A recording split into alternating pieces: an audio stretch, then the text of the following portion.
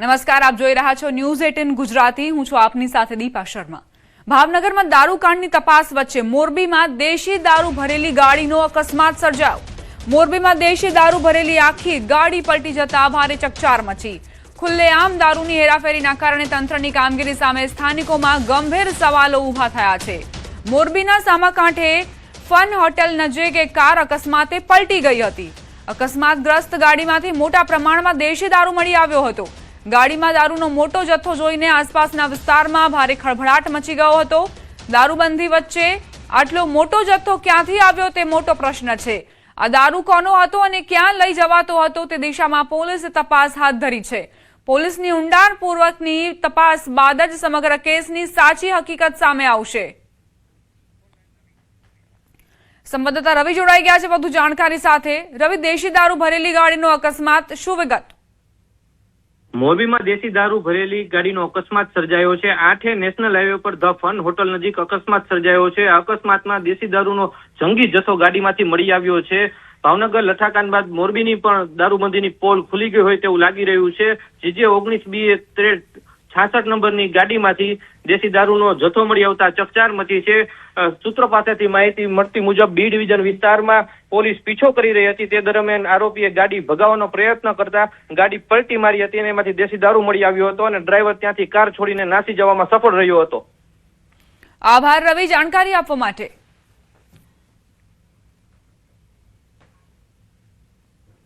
ભાવનગર દારૂકાંડ મામલે તપાસનો ધમધમાટ ચાલી રહ્યો છે. 13 આરોપીને મેડિકલ ટેસ્ટ માટે લવાયા. તમામ આરોપીઓને સરકારી હોસ્પિટલમાં મેડિકલ ટેસ્ટ માટે લાવવામાં આવ્યા. આરોપીઓના 10 દિવસના કોર્ટે રિમાન્ડ મંજૂર કર્યા બાદ તમામ આરોપીઓને ભાવનગર સિવિલ હોસ્પિટલમાં મેડિકલ ટેસ્ટ માટે લાવવામાં આવ્યા છે. ભાવનગરના દારૂકાંડ જેમાં 13 આરોપીઓ મેડિકલ ટેસ્ટ માટે લાવવામાં આવ્યા. હોસ્પિટલમાં મેડિકલ ટેસ્ટ કરવામાં આવશે. અત્યારે તપાસ ચાલી રહી છે. આરોપીઓના 10 દિવસના કોર્ટે રિમાન્ડ પણ મંજૂર કર્યા છે અને તે બાદ તમામ આરોપીઓને ભાવનગર સિવિલ હોસ્પિટલમાં મેડિકલ ટેસ્ટ માટે લાવવામાં આવ્યા.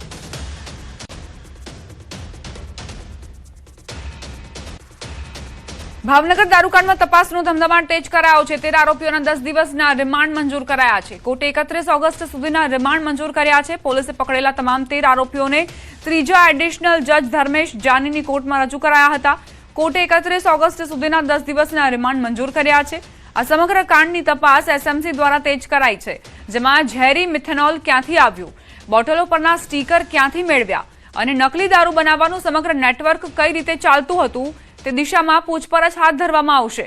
ઘણા સવાલો છે અને જવાબ આ આરોપીઓની પૂછપરછ બાદ મળશે.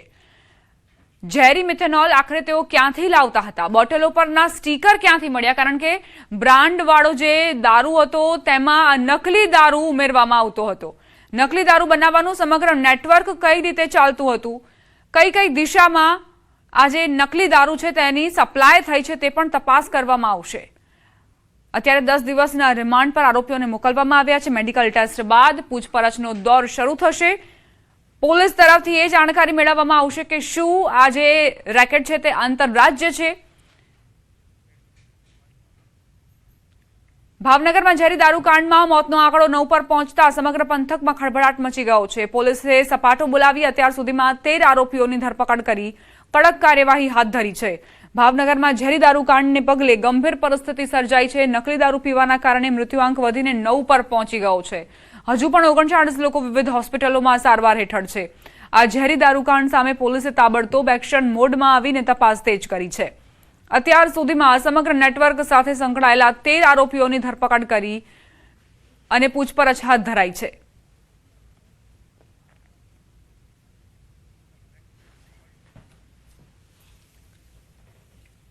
ભાવનગરમાં ઝેરી દારૂ કાંડ મામલે હાઈકોર્ટમાં રજૂઆત. એડવોકેટ નીતિન ગાંધીની મુખ્ય ન્યાયાધીશ સમક્ષ રજૂઆત. સમગ્ર મામલે ઉચ્ચ સ્તરીય તપાસની માંગ કરાઈ. સમગ્ર દારૂ સપ્લાય ચેઇનની તપાસ કરવા રજૂઆત. નિવૃત્ત જજની અધ્યક્ષતામાં તપાસ સમિતિની માંગ કરાઈ છે. હાઈકોર્ટ દ્વારા તપાસનું સમયાંત અને મોનિટરિંગ કરવા અપીલ. મૃતકોના પરિવારને વળતર આપવા માટે માંગ કરાઈ છે. તમામ પીડિતોને મફત સારવાર આપવાની અપીલ કરાઈ છે. વારંવાર આવા જે બનાવો છે એ બનતા હોય છે. મેં પર્સનલી ગુજરાત હાઈકોર્ટના ચીફ જસ્ટિસને આ અંગે ફરિયાદ કરી છે કે એક હાઈ લેવલની કમિટી સેટઅપ થવી જોઈએ અને સેટઅપ થયેલી કમિટી ચેક કરે કે ગુનાની તપાસ પ્રોપરલી થાય છે કે નથી થતી, અને જે વ્યક્તિઓ મરી ગયા છે, જે હોસ્પિટલમાં છે, એમને ન્યાય મળે છે કે નહીં મળી. તો એના માટે ગુજરાત હાઈકોર્ટને આજ રોજ એક રજૂઆત કરી છે, અને એમાં રિટાયર્ડ ચીફ જસ્ટિસ કે રિટાયર્ડ જસ્ટિસની કમિટી બનીને લોકોને ન્યાય આપે એવી રજૂઆત કરી છે.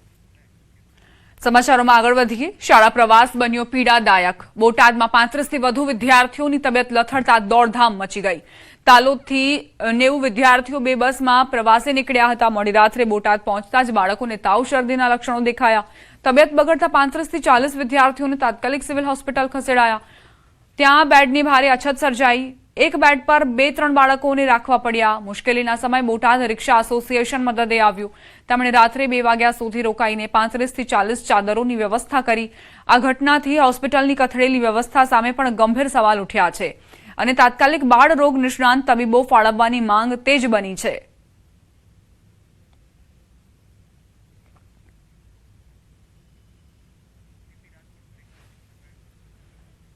રાજકોટ સિવિલ હોસ્પિટલમાં મહિલા રેસિડેન્ટ ડોક્ટર સાથે થયેલી અભદ્રતા અને માર મારવાના મામલે હવે સિનિયર તબીબ વિરુદ્ધ પોલીસ ફરિયાદ નોંધાઈ છે. પ્રદ્યુમન નગર પોલીસ સ્ટેશનમાં ડોક્ટર અશ્વિન રામાણી વિરુદ્ધ બીએનએસની કલમ 115(2), 352, 351(2) સહિતની કલમો હેઠળ એફઆઈઆર નોંધાઈ.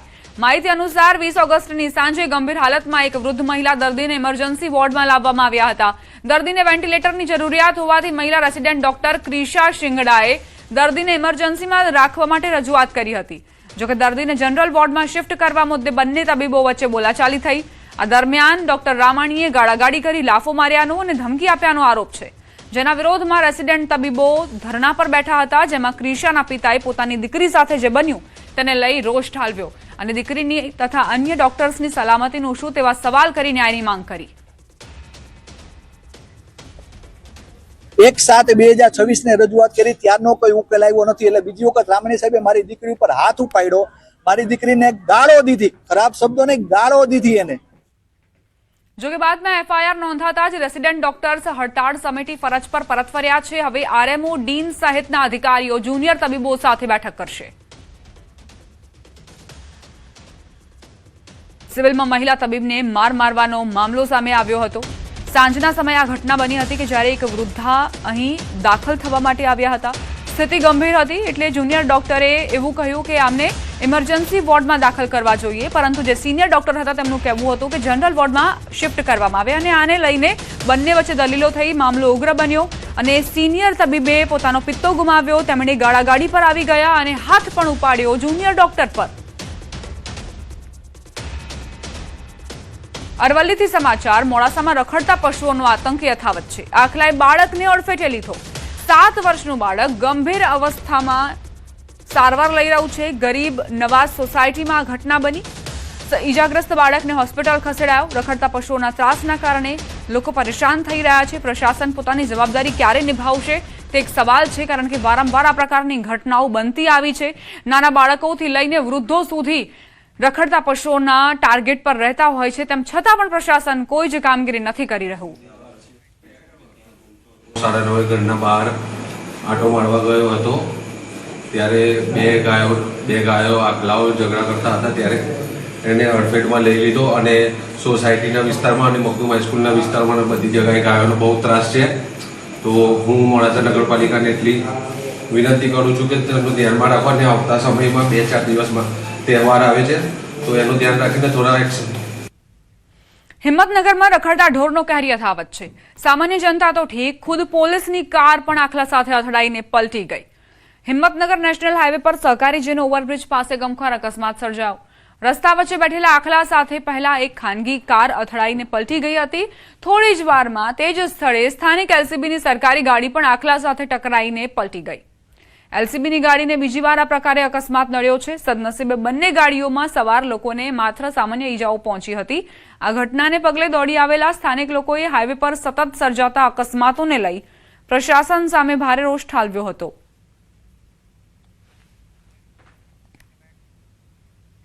કામરેજ શુગર મિલની ચૂંટણી પરિણામો માટે મતગણતરી શરૂ. સહકાર પેનલ અને કિસાન પરિવર્તન પેનલ વચ્ચે જોવા મળ્યો સીધો ખરાખરીનો જંગ. ઉમંગલ હોલ બહાર સમર્થકોનો જમાવડો થતા ચુસ્ત પોલીસ બંદોબસ્ત ગોઠવાયો છે. સુરતના કામરેજ શુગર મિલની વ્યવસ્થાપક સમિતિની ચૂંટણીમાં ગતરોજ જંગી મતદાન થયું હતું. કુલ 14 ઝોનમાંથી 4 ઉમેદવારો પહેલેથી જ બિનહરીફ ચૂંટાઈ આવ્યા હતા. બાકી રહેલા 14 ઉમેદવારોનું ભાવિ મતપેટીમાં સીલ થયું હતું. આજે કામરેજના ઉમંગલ હોલ ખાતે કડક સુરક્ષા વચ્ચે મતગણતરી હાથ ધરાઈ છે. कांग्रेस सुगરના વ્યવસ્થાપક સમિતિની ગત રોજ મતદાન થવા પામ્યું હતું. 14 ઝોન અંતર્ગત 18 જે ઉમેદવારોમાંથી 4 ઉમેદવારો બિનહરીફ થવા પામ્યા હતા. 14 ઉમેદવારોનું ભાવિ મતપેટીમાં સીલ થવા પામ્યું હતું. આ દ્રશ્યની અંદર જોઈ શકો છો કે સમગ્ર આજે ચૂંટણી પ્રક્રિયા બાદ જે મતદાનની ગણતરી હાલ કામરેજ તાલુકાના કડવા પાટીદાર સમાજના ઉમામંગલ હોલ ખાતે હાલ મત ગણતરી શરૂ થઈ જવા પામી છે. ખાસ કરીને વાત કરવામાં આવે તો આ કામરેજ સુગરના 36,100 મતદારોએ જે મતદાન કર્યું હતું અને 57% જેટલું માતબર મતદાન થવા પામ્યું હતું. જે અંતર્ગત હાલ આજે ઉમેદવારો પણ અને ચૂંટણી એજન્ટ અને સરકારી અધિકારીઓની હાજરીમાં આ મત ગણતરી શરૂ થવા પામી છે. આ દ્રશ્યની અંદર જોઈ શકો છો કે ઉમામંગલ હોલ ખાતે હાલ જે કામરેજ વ્યવસ્થાપક સમિતિની જે ચૂંટણી ગત રોજ મતદાન થવા પામ્યું હતું એનું હાલ આજે મત ગણતરી શરૂ થવા પામી છે. અને સીધી વાત કરવામાં આવે તો કિસાન પરિવર્તન પેનલ અને સહકાર પેનલના આજે કિસાન પરિવર્તન પેનલ અને સહકાર પેનલના જે ઉમેદવારો છે ઉમેદવારોના ભાવિ સીલ થયા હતા એનું પરિણામ આજરોજ જાહેર થશે. હવે જનાદેશ ખેડૂતો એટલે કે મતદાર સભાસદો તેને સહકાર આપે છે કે કોઈનું પરિવર્તન ઈચ્છે છે એ જોવું રહ્યું. કેતન પટેલ, ન્યૂઝ 18 ગુજરાતી, કામરેજ, સુરત. મધ્યપ્રદેશના મંડલામાં મુશળધાર વરસાદથી નર્મદાનું રૌદ્ર સ્વરૂપ. નદીઓ નાળાઓ તોફાની અવસ્થામાં. સેંકડો ગામોનો સંપર્ક તૂટ્યો. રપટા પુલ ડૂબતા જળબંબાકાર જેવી સ્થિતિનું નિર્માણ થયું. તે વચ્ચે પ્રશાસને લોકોને નદી નાળાથી દૂર રહેવાની ચેતવણી આપી છે. મંડલામાં સતત પડી રહેલા ભારે વરસાદથી નર્મદા નદીની જળસપાટી ઝડપથી વધી રહી છે. મુખ્ય મથક પર આવેલા રપટા પુલ પાણીમાં સંપૂર્ણપણે ગરકાવ થઈ ગયો છે. નર્મદા નદી હાલ ભયજનક સપાટીથી નજીક વહી રહી છે. સહાયક નદીઓ ઉભરાતા સેંકડો ગામોનો જિલ્લા મથક સાથેનો સંપર્ક કપાઈ ગયો છે. ગડબડી નાળામાં પૂર આવતા ઘુઘરી મોહગાંવ માર્ગ પર વાહન વ્યવહાર બંધ થઈ ગયો છે.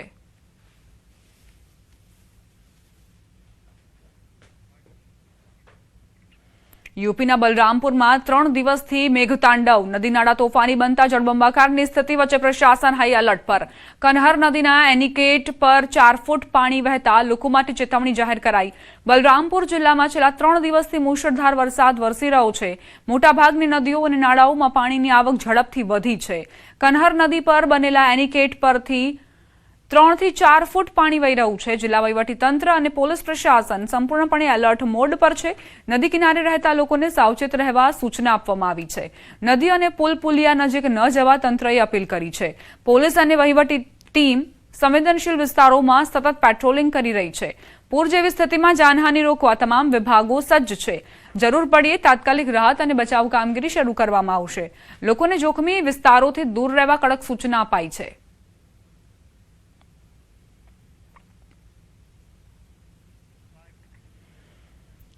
મધ્યપ્રદેશના રીવામાં 24 કલાકથી મેઘતાંડવ. બિહાર અને બિછિયા નદીઓ તોફાની બનતા શહેર પાણી. ઘરોમાં વરસાદી પાણી ઘૂસતા લોકોની હાલત કફોડી બની. તંત્ર દ્વારા યુદ્ધના ધોરણે પાણી નિકાલની કામગીરી શરૂ કરાઈ. રીવામાં છેલ્લા 24 કલાકથી મુશળધાર વરસાદ વરસી રહ્યો છે. શહેરના અનેક વોર્ડમાં જળબંબાકારની સ્થિતિ સર્જાઈ છે. વરસાદનું પાણી લોકોના ઘરોની અંદર સુધી ઘૂસી ગયું છે. લોકો ઘરવખરી બચાવવા અને પાણી બહાર કાઢવા મથામણ કરી રહ્યા છે. બિહાર અને બિછિયા બંને નદીઓ હાલ ભયજનક સપાટીએ વહી રહી છે. ઘટનાની જાણ થતાં જ વહીવટી ટીમ ઘટના સ્થળે દોડી આવી હતી. પાણીના નિકાલ માટે ઠેર ઠેર નાળાઓ ખોદીને રસ્તો બનાવવામાં આવી રહ્યો છે. નગર નિગમનો કાફલો સતત પાણી બહાર કાઢવાના પ્રયાસોમાં લાગેલો છે. સતત વરસાદ ચાલુ રહેતા સ્થાનિક રહીશોની ચિંતામાં મોટો વધારો થયો છે. જબલપુર સહિત આસપાસના જિલ્લાઓમાં થઈ રહેલા ભારે વરસાદના કારણે નર્મદા નદીના જળસ્તરમાં સતત વધારો થઈ રહ્યો છે. જળસ્તરને નિયંત્રિત કરવા માટે બરગી ડેમના વધુ 4 દરવાજા ખોલવામાં આવ્યા છે. આ સાથે જ ડેમના કુલ 13 દરવાજા ખુલ્લા કરાયા, જેના કારણે નર્મદા નદીના જળસ્તરમાં લગભગ 8 થી 10 ફૂટ સુધીનો વધારો થવાની સંભાવના છે. નર્મદાનું જળસ્તર વધવાની શક્યતાને ધ્યાનમાં રાખીને જિલ્લા વહીવટીતંત્ર દ્વારા નદી કિનારાના ગામોમાં એલર્ટ જારી કરાયું છે. લોકોને નદી અને ઘાટોથી દૂર રહેવાની સલાહ આપવામાં આવી છે.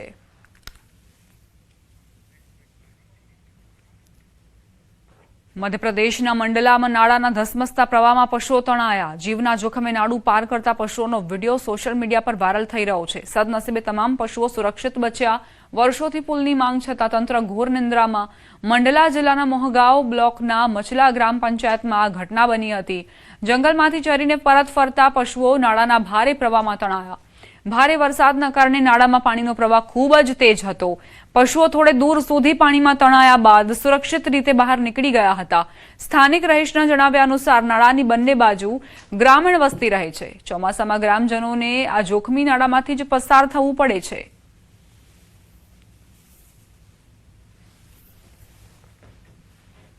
મધ્યપ્રદેશના મંડલામાં ભારે વરસાદ વચ્ચે માં નર્મદાનું રૌદ્ર સ્વરૂપ જોવા મળી રહ્યું છે.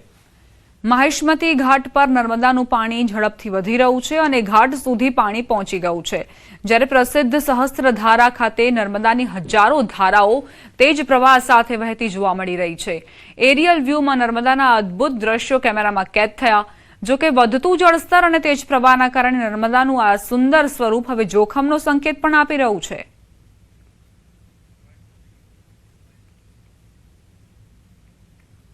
સંગમ નગરી પ્રયાગરાજમાં ગંગા અને યમુના બંને નદીઓ બંને કાંઠે વહી રહી છે. વરસાદ અને બંધમાંથી પાણી છોડાતા બંને નદીઓનું જળસ્તર સતત વધી રહ્યું છે, જેના કારણે સંગમ વિસ્તારમાં ચારે તરફ પાણી ફરી વળ્યું. પૂરનું પાણી મોટા હનુમાન મંદિર કોરિડોરની સીડીઓ સુધી પહોંચી ગયું છે. જ્યારે નાગવાસુકી મંદિર નજીક ગંગા રિવરફ્રન્ટ રોડ પર પણ પાણી આવવા લાગ્યું છે. બંને નદીઓ પ્રતિ કલાક 2 સેન્ટીમીટરની ઝડપે વધી રહી છે અને જો આ જ ગતિ રહી તો આગામી 1-2 દિવસમાં મોટા હનુમાન મંદિરના ગર્ભગૃહમાં પણ પૂરનું પાણી પ્રવેશી શકે છે. સંભવિત પૂરનો ખતરો જોતા સિંચાઈ વિભાગના કંટ્રોલ રૂમમાંથી 24 કલાક નજર રાખવામાં આવી રહી છે અને જિલ્લા પ્રશાસને પણ એલર્ટ જાહેર કર્યું છે. રહેણાંક વિસ્તારોમાં પાણી પ્રવેશવાની સ્થિતિ સર્જાશે તો લોકોને રાહત શિબિરો અને સુરક્ષિત સ્થળોએ ખસેડવામાં આવશે.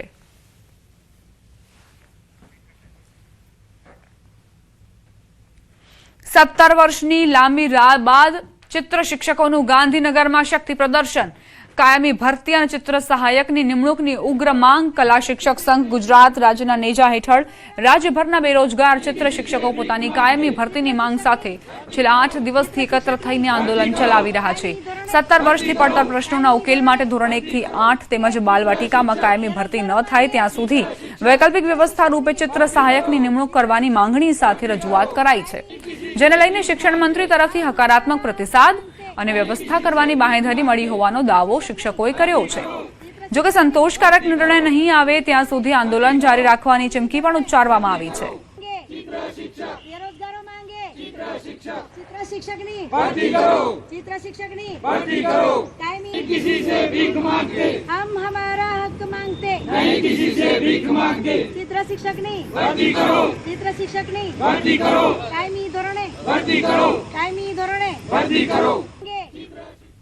રજૂઆતો તો અમે કરી ચૂક્યા. માનનીય શિક્ષણ મંત્રી સાહેબશ્રીને મળ્યા. અમારી જે માગણી હતી કાયમી ભરતીની, પરંતુ હાલ બજેટની જોગવાઈ અનુસંધાને એમણે અમને એવું કીધું કે કાયમી અત્યારે થઈ શકે તેમ નથી. અત્યારે વિદ્યા સમીક્ષા કેન્દ્ર ખાતે ગુજરાતના દરેક જિલ્લાના બધા જ ચિત્રના બેરોજગારો અત્યારે આવ્યા છે. સર, અમારી લડત 17 વર્ષથી સતત ચાલુ રહી છે. હમણાં 8 દિવસથી અમે સતત વિદ્યા સમીક્ષા કેન્દ્રમાં બેઠા હતા. અમારી માંગણી એટલી જ છે સર કે દરેક શાળામાં ચિત્ર સહાયક આપો કે જેથી કરીને એક પણ જિલ્લાના બેરોજગાર રજડી ના જાય. હવે લગ્ન પત્રિકા વગર મળશે હોલનું બુકિંગ. અમદાવાદમાં કોર્પોરેશનના હોલ બુકિંગના નિયમોમાં મોટો ફેરફાર. અમદાવાદ મહાનગરપાલિકાના હોલ બુકિંગના નિયમોમાં સ્ટેન્ડિંગ કમિટીએ મોટો ફેરબદલ કરવાનો આદેશ આપ્યો છે. અગાઉ હોલ બુક કરાવવા માટે લગ્નની કંકોત્રી રજૂ કરવી ફરજિયાત હતી. હવે કંકોત્રી વિના પણ સરળતાથી બુકિંગ કરાવી શકાશે. 6 મહિના અગાઉ કરવામાં આવતા બુકિંગના નિયમમાં સુધારો કરાયો છે. નવા નિયમ મુજબ હવે વરવધુ અને માતા પિતાના આધાર કાર્ડ જમા કરાવવાના રહેશે. એએમસીના આ મહત્વપૂર્ણ નિર્ણયથી સામાન્ય નાગરિકોને મોટી રાહત મળશે. આજની સ્ટેન્ડિંગ કમિટીમાં એ સૂચના આપવામાં આવી છે કે બુકિંગ કરતી વખતે લગ્નની પત્રિકા જે છે એ નહીં માંગવી જોઈએ અને માત્ર વરવધુના અને એના માતા પિતાના આધાર કાર્ડના આધારે જ એના લગ્નનું જે હોલનું બુકિંગ મળવાપાત્ર હોય એ બુકિંગ કરવું જોઈએ. ચિલોડા પોલીસે ચંદ્રાલા હિટ એન્ડ રન કેસનો ભેદ ગણતરીના દિવસોમાં ઉકેલ્યો. નિર્દોષ બાળકીનો જીવ લેનાર કાર ચાલક આખરે જેલના સળિયા પાછળ ધકેલાયો. સીસીટીવી અને ટેકનિકલ ટીમના સચોટ નેટવર્ક સામે ભાગેડુ ચાલકની ચાલાકી ન ચાલી. નેશનલ હાઈવે 48 પર 16 ઓગસ્ટે ચંદ્રાલા બ્રિજ પર ગંભીર અકસ્માત સર્જાયો હતો. એક સફેદ રંગની કાર એક્ટિવાને જોરદાર ટક્કર મારીને ફરાર થઈ ગઈ હતી.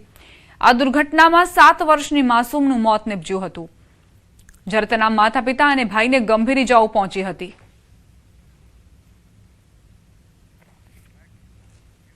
આઝાદીના દાયકાઓ બાદ પણ રસ્તા માટે વલખા. દાંતાના અડેરણ તરસંગના ગ્રામજનો કલેક્ટર કચેરીએ ધરણા પર બેઠા. બનાસકાંઠા જિલ્લાના દાંતા તાલુકાના અડેરણ તરસંગ ગામમાં પાકા રસ્તાનો અભાવ છે, જેના કારણે ચોમાસામાં 108 ઇમરજન્સી સેવાઓ ખોરવાઈ જાય છે અને શાળાએ જતા બાળકો કાદવ કીચડ ખૂંદવા મજબૂર બને છે. છેલ્લા 3 મહિનાથી મામલતદાર ટીડીઓને કરેલી વારંવારની રજૂઆતો છતાં તંત્ર ઊંઘતું રહેતા આક્રોશાયેલા ગ્રામજનો પાલનપુર કલેક્ટર કચેરી ખાતે ઉમટી પડ્યા. મહિલાઓ અને ભૂલકાઓ સાથે કલેક્ટર કચેરી બહાર ધામા નાખીને ધરણા શરૂ કરતા ગ્રામજનોએ સ્પષ્ટ ચીમકી ઉચ્ચારી છે કે માત્ર પોકળ આશ્વાસનો નહીં ચાલે અને જ્યાં સુધી રસ્તાનું કામ પ્રત્યક્ષ રીતે શરૂ નહીં થાય ત્યાં સુધી આંદોલન અને ભૂખ હડતાળ ચાલુ રહેશે. અમારા રસ્તાની ખૂબ તકલીફ પડે છે. કોઈને અમારા બેનમાં કોઈ ઇમરજન્સી હોય, કોઈ ડિલિવરી સમયે તો કેવી રીતના એમ્બ્યુલન્સ બોલાવવું, અંદર કોઈ સાધન આવર જવર નથી. અમારે રસ્તાની બહુ જરૂરત છે. અમારા ગામમાં કોઈ વિકાસ થયો નહીં, બિલકુલ. અમારા ગામમાં કોઈ રસ્તો નહીં. 75 વર્ષથી રસ્તો એમને એમ પડી રહ્યો છે. કોઈ રસ્તાનું નિરાકરણ નહીં આવતું. ટીડીઓ સાહેબ જોડે જઈએ તો ટીડીઓ સાહેબ કોઈ છે, મામલતદાર સાહેબ જોડે છે. મામલતદાર સાહેબ જોડે જઈએ તો મામલતદાર સાહેબ કહે છે ટીડીઓ સાહેબ જો. સરપંચ સાહેબ તો બિલકુલ અમારી વાત સાંભળવા તૈયાર જ નથી. ગામના લોકો થઈ અને રસ્તો કરી દો, મારા અંડરમાં આવતું નથી. આવું સાહેબો ગોળ ગોળ છેલ્લા 6 મહિનાથી ફેરવે છે, કોઈ રસ્તાનો નિકાલ આપતા નથી. અમારી શાળામાં કેવી રીતના જવાનું? રસ્તા આગળ રસ્તામાં પથરા નાખે છીએ, પછી મારકાની ભેંસો બાંધે છે. અમારે કેવી રીતના શાળામાં જવું? ખબર છે અમે ભાઈ પડે તો અમારે કેવી રીતના શાળામાં જવાનું? કર્ણાવતી યુનિવર્સિટીમાં જીઓ ઇનોવેશન સેન્ટરનો પ્રારંભ. ગેમિંગ અને ડિજિટલ કન્ટેન્ટ ક્રિએટર્સને મળશે ગ્લોબલ પ્લેટફોર્મ. ગેમિંગ અને ડિજિટલ ક્ષેત્રે કારકિર્દી ઘડવા ઉત્સુક યુવાનો માટે કર્ણાવતી યુનિવર્સિટી દ્વારા કેમ્પસમાં અત્યાધુનિક જીઓ ઇનોવેશન સેન્ટર શરૂ કરવામાં આવ્યું છે, જેને એક્સપિરિયન્સ, કન્ટેન્ટ ક્રિએશન અને ઇન્સ્ટ્રક્શનલ એમ 3 ઝોનમાં વિભાજિત કરાયું છે, જ્યાં વિદ્યાર્થીઓને ક્લાઉડ ગેમિંગનો અનુભવ, હાઈ એન્ડ વર્ક સ્ટેશન્સ પર ગેમ્સ ડેવલપ કરીને જીઓ પ્લેટફોર્મ પર રજૂ કરવાની તક તેમજ ઉદ્યોગ નિષ્ણાંતોનું માર્ગદર્શન મળશે. સાથે જ યુનિવર્સિટીના એનિમેશન ગેમ ડિઝાઇન વિભાગના 500થી વધુ વિદ્યાર્થીઓ ઉપરાંત બીટેક CSEમાં પ્રથમ વખત સામેલ કરાયેલા ગેમ ડિઝાઇન એન્ડ પ્રોગ્રામિંગ સ્પેશિયલાઇઝેશનના છાત્રોને પ્રેક્ટિકલ તાલીમથી મોટો ફાયદો થશે. ગેમ ડેવલપમેન્ટથી કન્ટેન્ટ ક્રિએશન સુધીની તાલીમ અહીં વિદ્યાર્થીઓને મળશે. 500થી વધુ વિદ્યાર્થીઓને આ લાભ મળવાનો છે અને વિદ્યાર્થીઓને હાઈટેક તાલીમ માટેની પણ વ્યવસ્થા કરવામાં આવી છે. અલગ અલગ જે વિદ્યાર્થીઓ છે તેમને પ્રોગ્રામિંગ સ્પેશિયલાઇઝેશનના તમામ જે ક્લાસ છે તે પણ પ્રોવાइड કરવામાં આવશે. आज हमने जियो इनोवेशन सेंटर लॉन्च किया. इसमें 3 तरह के जोन हैं. 3 जोन में पहला जोन है एक्सपीरियंस जोन, जहां पूरे जियो के क्लाउड गेमिंग एक्सपीरियंस को एक्सपीरियंस कर सकता है with the help of setup that we have created. Second zone जो है that is content creation zone.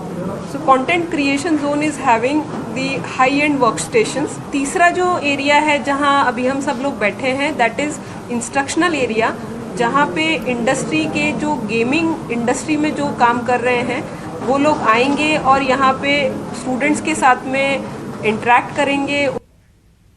ધર્મના વાડા તોડી માનવતાની અનોખી મિસાલ જોવા મળી. અમદાવાદમાં હિન્દુ મુસ્લિમ પરિવારે સામે કિડની દાન કરીને 2 દર્દીઓને નવજીવન આપ્યું. અમદાવાદની સ્ટર્લિંગ હોસ્પિટલમાં ડોક્ટર કેતન શુક્લા અને ડોક્ટર જાવેદ વકીલની ટીમ દ્વારા સફળતાપૂર્વક ટ્રાન્સપ્લાન્ટ કરાયા.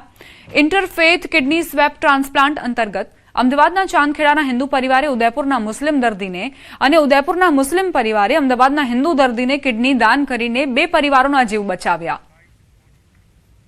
અને હું ડાયાલિસિસ કરાવતો હતો. પછી મને કિડની મેં ડોનેટ માટે થઈને સરને વાત કરી હતી, ડૉક્ટર અપૂર્વ પારેખ અને તો એમણે મને મારા વાઈફ માટે કીધું, પણ એમની કિડની મને મેચ, મારા વાઈફની કિડની મને મેચ નહોતી થતી. પછી એમણે મને બીજું એક સજેશન આપ્યું કે આવી રીતે ક્રોસ મેચ કરીને કિડની કરી શકાય છે, મેચ કરી શકાય છે. તો અમે એના માટે એગ્રી થયા હતા ક્રોસ મેચ માટે.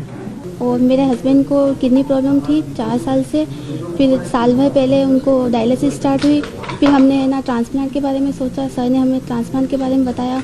फिर ब्लड ग्रुप मैच नहीं हुआ उनका, मेरा परिवार में किसी का नहीं हुआ। फिर हमें सर ने स्वैप के बारे में बताया, फिर हमें ये मिले और हमने स्वैप में किडनी ट्रांसप्लांट कराया। એક મુસ્લિમ ફેમિલીએ હિન્દુ ફેમિલીને અને હિન્દુ ફેમિલીએ મુસ્લિમ ફેમિલીને across the family kidney donate કરી રિલિજનની ઉપર જઈ અને જ્યારે બી મોકો મળે ત્યારે કિડનીનું ડોનેશન કરે. પહેલાં એમને બંનેને ભેગા કર્યા અને તરત એ લોકો એટલી આત્મીયતા જાળવી લીધી અને એટલું સરસ એ બંને એવું રિલિજિયન વસ્તુ એમાં આવી જ નથી. ટુ બી ફેક્ટ આ જે માહોલમાં આવે છે અલગ છે, પણ આ બે દર્દીઓમાં એ વસ્તુ હતી જ નહીં ને ચર્ચા નહોતી થતી. એટલે તરત બંને બહુ ફેમિલીની આત્મહત્યા જાણી અને એ લોકો એકબીજાની જરૂરિયાત તો હતી જ, એટલે તરત એ લોકો એગ્રી કરી દીધું. એટલે અમે બંનેના રિપોર્ટ પાછા મેચ કરાવડાયા અને બંનેના સરસ રીતે મેચ થઈ ગયા.